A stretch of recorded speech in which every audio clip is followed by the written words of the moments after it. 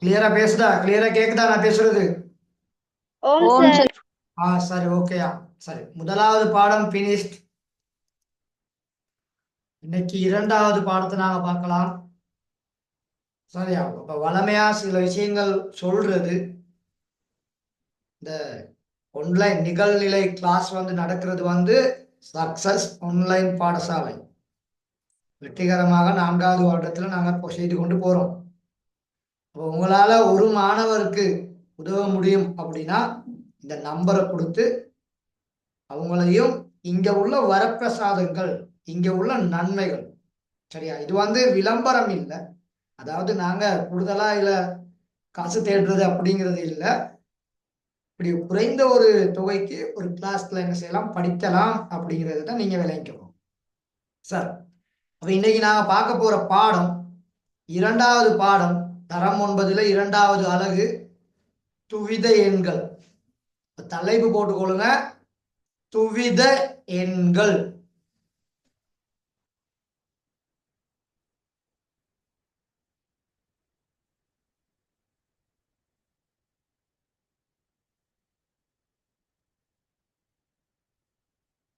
போட்டீங்களா பிள்ளைகள்? ஓம் சார். சரியா? அப்ப இது இரண்டாவது பாடம். இப்ப இந்த பாடத்துல சரியா நாங்க பார்க்க போற சில தலைப்புகள், இந்த பாடத்துல நாங்க பார்க்க போற சில தலைப்புகள் ஆல்ரெடி எங்களுக்கு தெரியும். இலக்கம்னா என்னன்னு தெரியும், இலக்கங்களோட வகைகள் தெரியும். அதே மாதிரி எண்கள் அப்படின்னா என்னன்னு எங்களுக்கு தெரியும். எண்களோட வகைகள் ஏராளம் காணப்படுகிறது, அதெல்லாம் தெரியும். அதுல ஒரு எண் தான் தசம எண்கள். அதுல ஒரு எண் தான் தசம எண்கள். இது ஒரு விசேடமான ஒரு பெயர். அப்ப இந்த தசம எண்களை, இரண்டாவது தலைப்பு, தசம எண்களை துவித எண்களாக எழுதுதல், துவித எண்களை தசம எண்களாக மாற்றுதல், துவித எண்களை கூட்டுதல், துவித எண்களை கழித்தல், துவித எண்களின் பிரயோகம். அந்த தசம எண்களுக்கு அடுத்து துவித எண்கள் அப்படிங்கிற ஒரு ஹெட்டிங் ஒன்று இருக்குது. அது அன்னைக்குல நான் மிஸ் பண்ணிருக்கேன். இந்த 7 தலைப்புகளை தான் நாங்க பார்க்க போறோம். சரியா? ஓம் சார். சரியா சார்? அப்ப நல்லா ஞாபகத்துல வச்சுக்கொள்ளுங்க, இந்த தசம எண்கள் அப்படிங்கிற தலைப்புக்கு கீழே, தசம எண்கள் அப்படிங்கிற தலைப்புக்கு கீழே முதலாவது தலைப்பு தசம எண்கள் போட்டுக்கொள்ளுங்க. எங்களுக்கு தெரியும் இலக்கங்கள். சரியா? இலக்கம் என்பது ஒரு எண் ஒன்றை எழுதுவதற்காக பயன்படுத்தப்படுகின்ற குறியீடு, அதுதான் இலக்கம். திரும்ப சொல்றேன், ஒரு எண் எழுதப்படுவதற்காக வேண்டி பயன்படுத்தப்படுகின்ற குறியீடுகள் இலக்கங்கள் அப்படின்னு சொல்லுவோம். அப்ப இலக்கங்கள் எங்களுக்கு தெரிய இலங்கை சரியா கலை திட்டத்துல, இலங்கை கணித பாட கலை திட்டத்துல 2 இலக்கங்கள் பயன்படுத்தப்படுகின்றது. ஒன்று ரோமன் இலக்கங்கள், இன்னொன்று இந்து அராபிய இலக்கங்கள். ஓகேவா? ஓம் சார். சரியா? அப்ப இந்து அராபிய ரோமன் இலக்கங்கள் பொதுவாக நாங்க இந்த இதுகளில் பயன்படுத்துறது இல்லை. அதனால நேரடியா இந்து அராபிய இலக்கங்களுக்கு வந்துடுறேன். 0ல இருந்து 9 வரைக்கும் உள்ள அந்த 10 இலக்கங்கள், 0ல இருந்து 9 வரையும் உள்ள இந்த 10 இலக்கங்கள் இந்து அராபிய இலக்கங்கள் என அழைக்கப்படும். தெளிவா விளங்கிக்கொள்ளும், நோட் பண்ணிக்கொள்ளும். சரியா? சரி, அப்ப நல்ல ஞாபகத்துல வச்சுக்கொள்ளுங்க, நாங்க இன்னைக்கு கணிதத்துல எழுதுவதற்காக பயன்படுத்தப்படுகின்ற இலக்கங்கள் இந்து அராபிய இலக்கங்கள் எனப்படும். அதுல 0 தொடக்கம் 9 வரைக்கும் 10 இலக்கங்கள். எத்தனை இலக்கங்கள்? 10 இலக்கங்கள். 10 இலக்கங்கள். சரியா? இந்த 10 இலக்கங்களை வைத்துக்கொண்டு நாங்க நிறைய எண்களை எழுதுகின்றோம். அப்ப அப்படி ஒரு இந்து அராபிய ஒரு எண் முறைமையில ஒரு எண்ணை நாங்க எழுதுறோம். உதாரணமாக 3725. இந்த எண்ணை பார்த்துக்கொள்ளுங்க. 3725. 725 என்ற எண்ணை கருதுக. இப்ப இந்த எண்ணுல சரியா வலமிருந்து இடமாக அதாவது பின்னுக்கு இருந்து முன்னுக்கு வரும் பொழுது 5க்கு ஒரு இடம் இருக்குது, 2க்கு ஒரு இடம் இருக்குது, 7க்கு ஒரு இடம் இருக்குது, 3க்கு ஒரு இடம் இருக்குது. இதை ஈஸியா சொல்லலாம். சரியா சின்ன கிளாஸ்ல படிச்சது எண் சட்டம் எல்லாத்துக்கும் ஞாபகம் இருக்கும். எண் சட்டம் எல்லாத்துக்கும் ஞாபகம் இருக்கா? ஓம் சார். அப்ப எண் சட்டத்துல வலமிருந்து இடமாக பின்னுக்கு இருந்து முன்னுக்கு வரும் பொழுது முதலாவது கோல் அந்த இடத்துக்கு என்ன பேர் சொல்றது? ஒன்றுகள். ஒன்றுகள். Very good. அதுக்கு அடுத்த கோல் பத்துகள், அப்புறம் நூறுகள், ஆயிரங்கள், 10,000 அப்படி போகுது. இது எல்லாருக்கும் தெரியுதானே? ஞாபகம் இருக்குதானே? ஓம் சார்.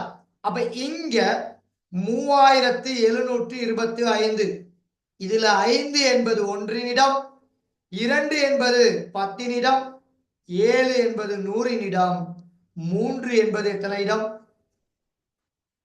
1000. சரி, இதெல்லாம் ஆல்ரெடி உங்களுக்கு தெரியும். சரி, குயிக்கா அதை நோட் பண்ணிக்கொள்ளுங்க. இதுக்கு இருப்பாடு நோட் பண்றதுக்கு எக்ஸ்ட்ரா டைம் தரமாட்டேன். சரி, அப்பதான் நாங்க நிறைய விஷயங்கள் பார்க்கலாம். 1.5 மணித்தியாலத்துல நோட் பண்றதுக்கு மட்டும் 20-30 நிமிஷத்தை போட்டோம்னா அப்ப படிக்க எல்லாம் போயிடும். ஆகவே நோட் பண்ணும் பொழுது நான் ஒரு தடவைக்கு 2 தடவை விளங்கப்படுத்துவேன். அப்படி விளங்கப்படுத்தும் பொழுது, விளக்கம் தரும் பொழுது நீங்க நோட் பண்றதை நோட் பண்ணிக்கணும். சரியா பிள்ளைகள்? Okay sir.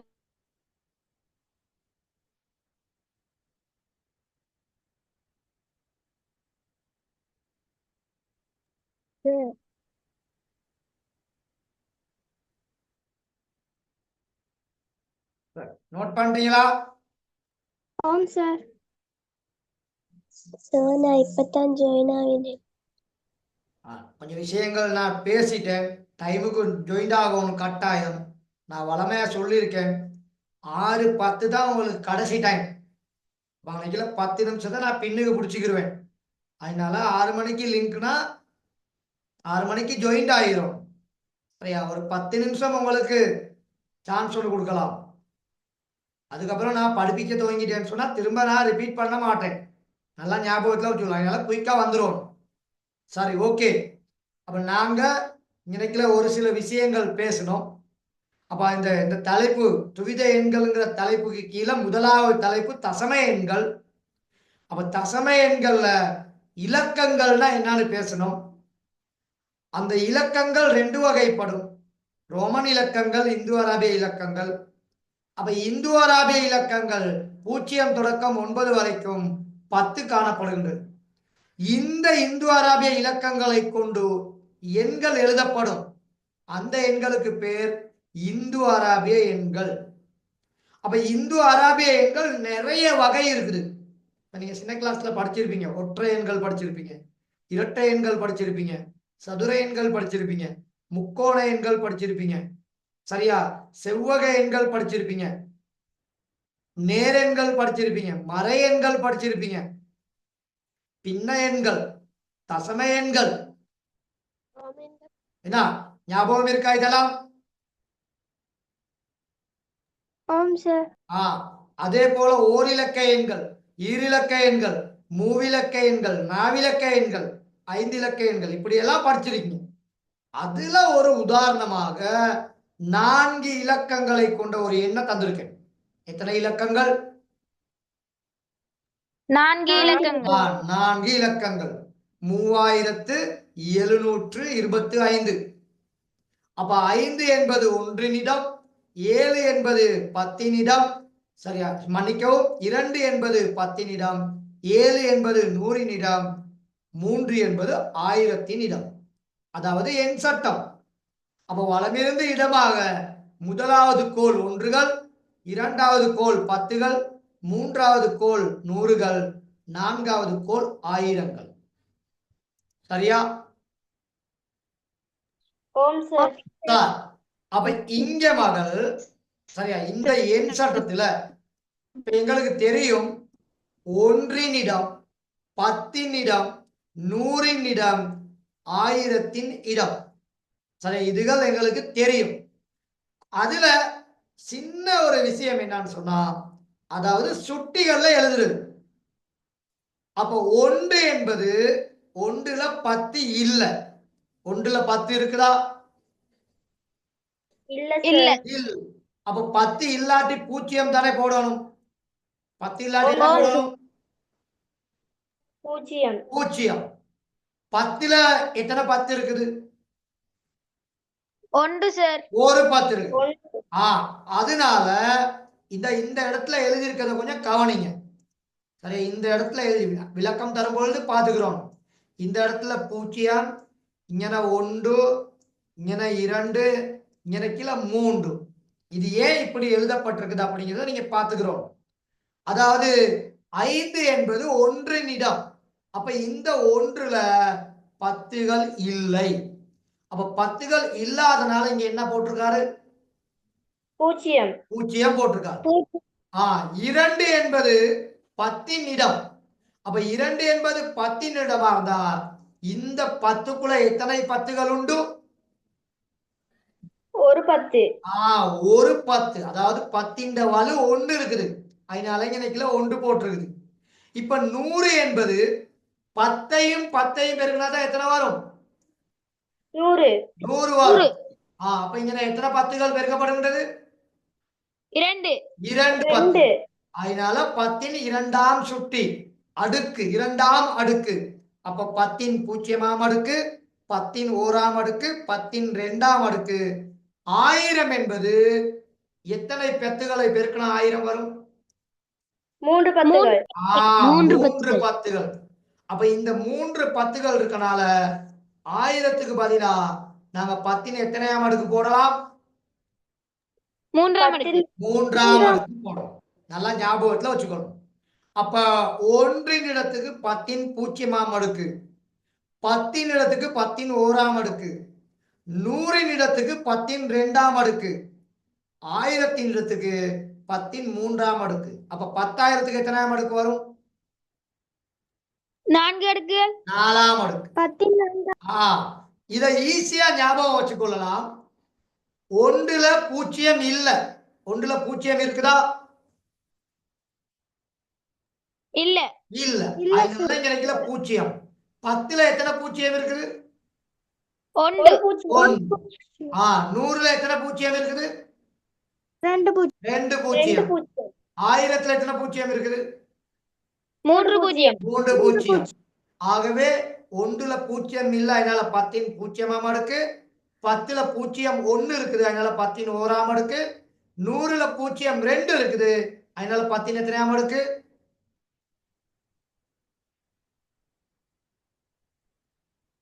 Sir விலங்கல sir.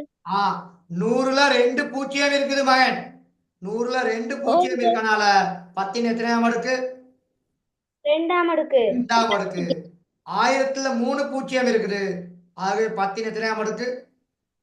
3ஆம் அடுக்கு. அப்ப நல்லா ஞாபகம் வச்சுக்கொள்ளுங்க. நாங்க நார்மலா சரியா சாதாரணமாக எண் முறைமையில ஒரு எண் சட்டம் வரைந்தா 1கள் 10கள் 100கள் 1000கள் தான் போடுவோம்.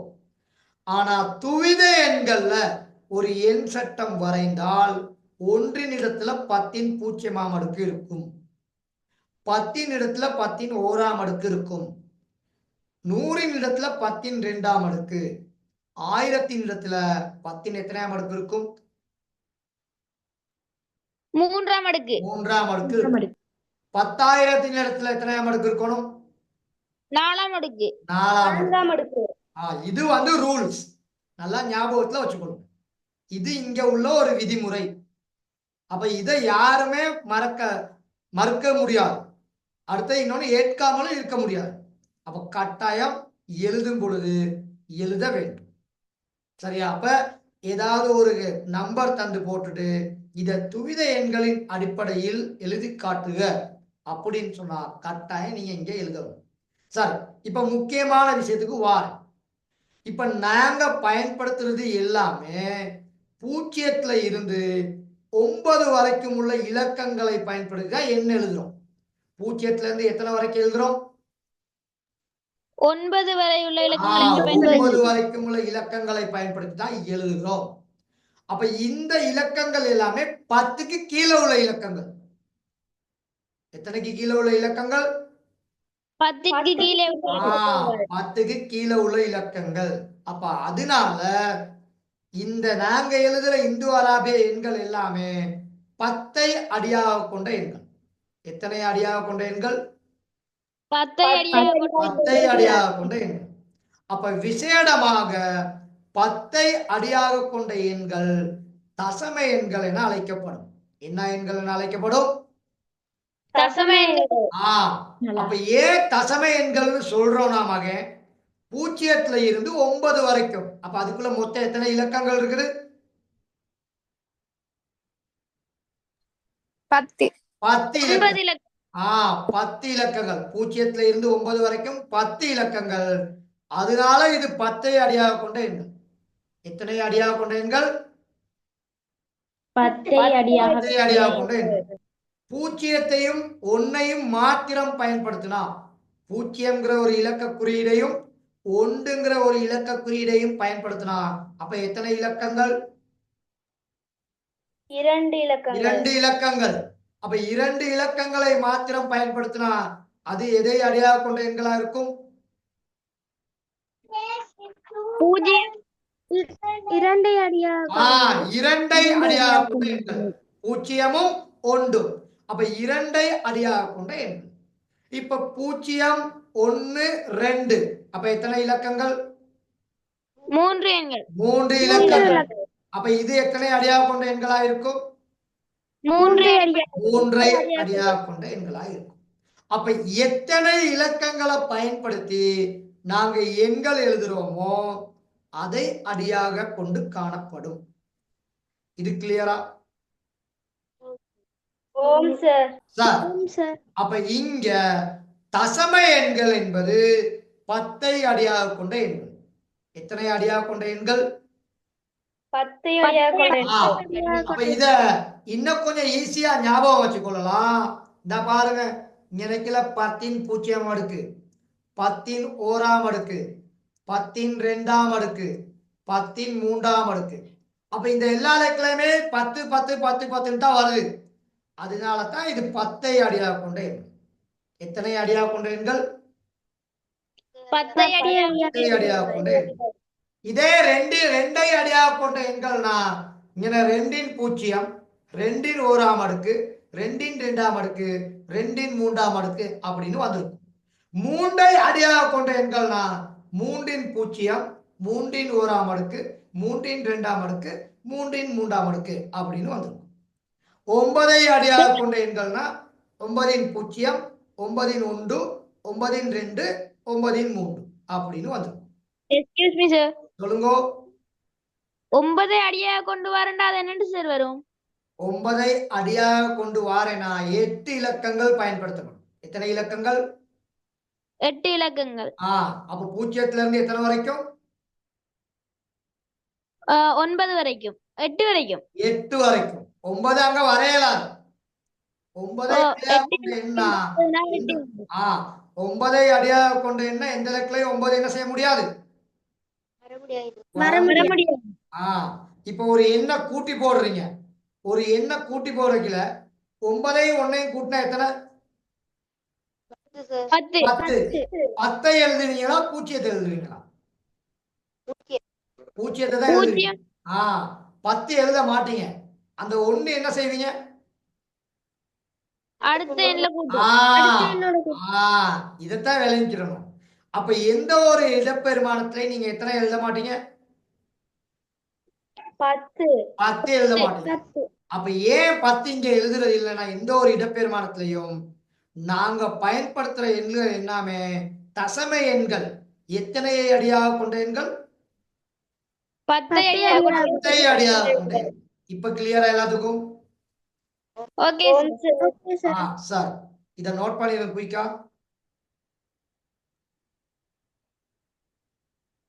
நோட் பண்ணியாச்சு சார். நோட் பண்ணாதவங்க இன்னும் நோட் பண்றேன் சார். சரி, கொஞ்சம் குயிக் பண்ணணும்.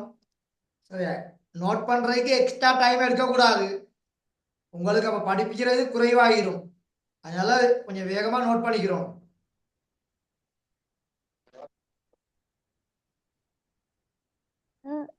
புலம்புதா? உதாரணமாக 3725 என்ற எண்ணை கருதுக. அப்ப 5ஆல் ஒன்றுகளின் 10 பூஜ்ஜியம், 2ஆல் 10களின் 10 ஒன்றுகள், அதாவது 10 ஓராம் அடுக்கு, 7ங்கிறது நூறுகள் 10 2ஆம் அடுக்கு, 3ஆல் ஆயிரங்கள் 10 3ஆம் அடுக்கு. அப்ப இங்க இந்த பூஜ்ஜியங்களை வைத்துக் கொண்டுதான் இந்த அடுக்கு எழுதப்பட்டிருக்குது. அப்ப இப்படி இதை எழுதுறனால இதை நாங்க ஒரு எண் சட்டத்துல காமிக்கலாம். அப்ப எண் சட்டத்துல காமிச்சா வலமிருந்து இடமாக 1 இடத்துல உள்ளது 10 பூஜ்ஜியமாம் அடுக்கு, 10 இடத்துல உள்ளது 10 ஓராம் அடுக்கு, 100 இடத்துல உள்ளது 10 2ஆம் அடுக்கு, 1000 இடத்துல உள்ளது 10 3ஆம் அடுக்கு. அப்ப 10,000 இருந்தா 10 4ஆம் அடுக்கு. இந்த மாதிரி வரும். இதுக்கான காரணம் இது 10ஐ அடியாக கொண்ட எண். அப்ப 10ஐ அடியாக கொண்ட எண்களை சரியா நாங்க இந்த மாதிரி காட்டும் பொழுது 10 பூஜ்ஜியம், 10 1, 10 2, 10 3 அப்படின்னு தான் போடுறது. சரியா? Sir okay sir. சார் அதை இன்னும் கொஞ்சம் உங்களுக்கு ஈஸியா தந்திருக்கேன். இந்து அராபிய எண் முறைமையில் ஒவ்வொரு இடப்பெருமானமும் சரியா 10 சரி இங்க பாருங்க 10 பூஜ்ஜியம் போட்டிருக்கேன். அப்ப ஒன்றின் இடத்துல பூஜ்ஜியம் இருக்குதா? ஒன்றின் இடத்துல பூஜ்ஜியம் இருக்குதா? ஓம் சார். இதே ஒன்றின் ஒரு எண் எழுதப்பட்டா அதுல ஒன்றின் இடம் அதுக்குள்ள 10 இருந்து அதுல 10 இருக்குதான்னு கேக்குறேன். இல்ல சார். இப்ப நாங்க 3725 தானே பார்த்தோம். அப்ப இதுல ஓம் சார். இந்த 5 என்பது ஒன்றின் இடம். அப்ப ஒன்றின் இடம்னா இப்படித்தான் ஒன்றை எழுதுவோம். இப்ப இந்த ஒன்றின் இடத்துக்குள்ள 10 இருக்குதான்னு கேக்குறேன். இல்ல சார். இல்ல சார். அப்ப 10 இல்லாதனால தான் இங்க நினைக்கல அடுக்குல என்ன வந்திருக்குது? பூஜ்ஜியம். பூஜ்ஜியம் வந்திருக்கு. அதை கிளியரா விளங்கிக்கிறோம். இப்ப இந்த 2 என்பது 10 இடம். அப்ப 2 என்பது 10 இடம்னா இது 20. இது எவ்வளவு? 20. அப்ப 20ல 10 இருக்குதானே? ஓம் சார். ஓம் சார். 10 இருந்தா அந்த 10ல எத்தனை பூஜ்ஜியங்கள் காணப்படும்? ஒன்று. ஒரு பூஜ்ஜியம். ஒரு பூஜ்ஜியம். அதே மாதிரி 100ல 2 பூஜ்ஜியம், 1000ல 3 பூஜ்ஜியம், 10,000ல எத்தனை பூஜ்ஜியம்? 4 பூஜ்ஜியம். 4 பூஜ்ஜியம். அப்ப இங்க 10 பூஜ்ஜியமாம் அடுக்கு, 10 ஓராம் அடுக்கு, 10 2ஆம் அடுக்கு, 10 3ஆம் அடுக்கு, 10 4ஆம் அடுக்கு. அப்ப நல்லா கவனிச்சு கொள்ளுங்க. ஒரு எண் தரப்பட்டு அந்த எண்ணுல ஒன்றின் இடத்துக்கு 10 பூஜ்ஜியம் தான் போடுவோம். ஒன்றின் இடத்துக்கு என்ன போடுவோம்? 10 பூஜ்ஜியம். 10 பூஜ்ஜியம். சரியா? 10 இடத்துக்கு 10 ஓராம் அடுக்கு, 100 இடத்துக்கு 10 2ஆம் அடுக்கு, 1000 இடத்துக்கு 10 3ஆம் அடுக்கு. சரியா? 10,000 இடத்துக்கு 10 எத்தனையாம் அடுக்கு? 4ஆம் அடுக்கு. 4ஆம் அடுக்கு. இதை போட தெரியணும். இதை போட தெரிய வேண்டும். இங்க கட்டாயம் தேவை. நல்லா ஞாபகத்துல வச்சுக்கோங்க. கட்டாயம் இங்க தேவை. அப்ப இது கிளியரா இப்ப? ஓம் சார். ஓம். சரி மகள் திரும்ப ஒருக்கா கேளுங்க. அந்த மைக் வந்து எனக்கு கிளியர் இல்ல. மைக் ஒன்ல ஒரு மகள் பேசுறீங்க. மின்ஹா உங்களோட லைன் கிளியர் இல்ல மகள். நீங்க டெக்ஸ்ட் பண்ணுங்க. ஸ்கிரீன்ல போட்டுக்கிட்டு நோட் பண்ணவா? ஓ எஸ் சார். அப்ப இந்து அராபிய எண்முறைமையில் ஒவ்வொரு இடப்பெருமானத்தையும் நாங்க ஒரு வலுவாக எழுதலாம். சுட்டிகள் அந்த முறையை பயன்படுத்தி ஒரு வலுவா எழுதினா 10,000ல 4 பூஜ்ஜியம், அதனால 4ஆம் அடுக்கு. 1000ல 3 பூஜ்ஜியம், அதனால 3ஆம் அடுக்கு. 100ல 2 பூஜ்ஜியம் 2ஆம் அடுக்கு, 10ல 1 பூஜ்ஜியம் 1ஆம் அடுக்கு, 1ல இல்ல அதனால 0ஆம் அடுக்கு. இந்த டெக்னிக் விளங்குதா? ஓம் சார். சரி, ஓம் சார். ஓகே.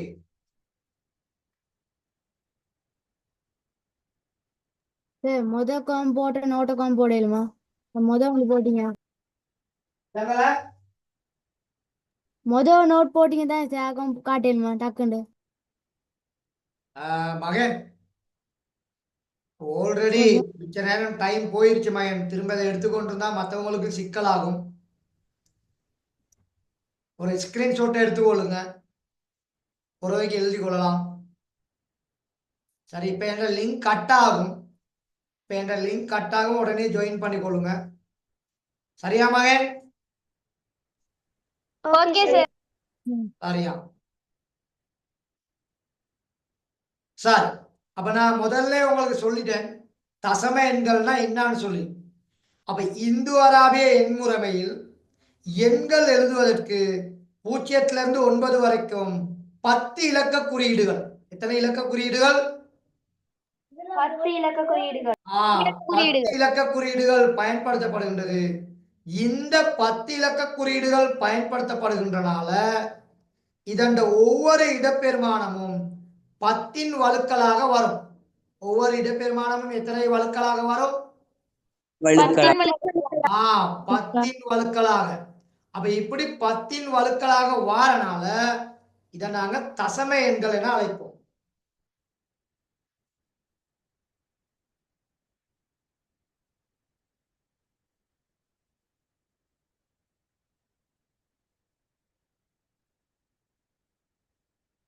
ஆகவே இப்படி 10 இலக்கங்களை கொண்டு ஒவ்வொரு இடப்பெருமானமும் 10 வலுவாக, ஒவ்வொரு இடப்பெருமானமும் 10ஐ வலுவாக. அப்ப நான் முதல்ல தந்திருக்கேன் 1இன் இடம், 10இன் இடம், 100இன்